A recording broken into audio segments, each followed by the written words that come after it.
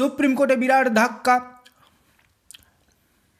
আরও একবার সুপ্রিম কোর্টে মুখ পুড়ল অভিষেক বন্দ্যোপাধ্যায়ের।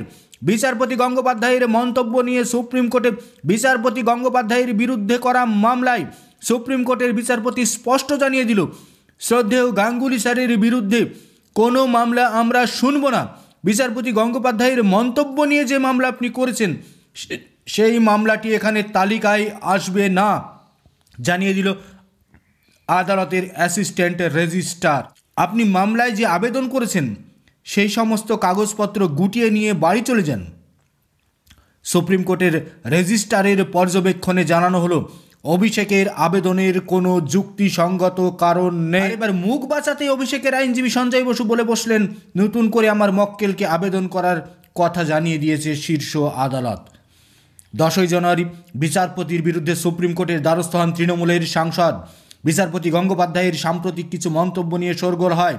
সেই মন্তব্য নিয়ে বিচারপতি গঙ্গোপাধ্যায়ের অপসারণ চেয়ে একটি চিঠি জমা পড়ে আদালতে। এর মধ্যে হাইকোর্ট থেকে বেরোনোর সময় মুখোমুখি হয়ে অভিষেকের সম্পত্তির হিসাব ও উৎস জানতে চান গঙ্গোপাধ্যায়। তা নিয়ে বিতর্ক হয়। সেই আবহেই সুপ্রিম কোর্টের দ্বারস্থ হয় অভিষেক। সেই মামলায় সুপ্রিম কোর্টের বিচারপতিরা জানিয়ে দিল যে এই মামলার কোনো যুক্তিসঙ্গত সারবত্তা নেই।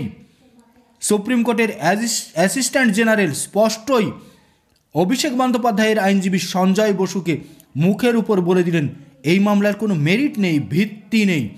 অভিষেক বন্দ্যোপাধ্যায়ের করা যে মামলা অভিজিৎ গঙ্গোপাধ্যায়ের বিরুদ্ধে, সেই মামলা আদালতের তালিকাভুক্ত হবে না, আমরা এই মামলা শুনবই না। কার্যত অভিষেক বন্দ্যোপাধ্যায়ের আইনজীবী সঞ্জয় বসুকে কার্যত ঘাড় ধাক্কা দিয়ে বের করে দেওয়ার মতো অবস্থা তৈরি হলো সুপ্রিম কোর্টে। মুখের উপর না বলে দিল সুপ্রিম কোর্টের অ্যাসিস্ট্যান্ট জেনারেল রেজিস্ট্রার। অভিষেকের অভিযোগ, রাজনৈতিকভাবে প্রভাবিত হয়ে সাক্ষাৎকার দিয়ে যা খুশি মন্তব্য করছেন বিচারপতি গঙ্গোপাধ্যায়, তাই তার বিরুদ্ধে সুপ্রিম কোর্টে মামলা দায়ের করতে চাই।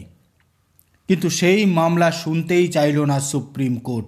অভিজিৎ গঙ্গোপাধ্যায়ের বিরুদ্ধে অভিজিৎ গঙ্গোপাধ্যায়কে অপসারণ করার যে ধাক্কা, সেই ধাক্কা খেতে হলো অভিষেক বন্দ্যোপাধ্যায়কে।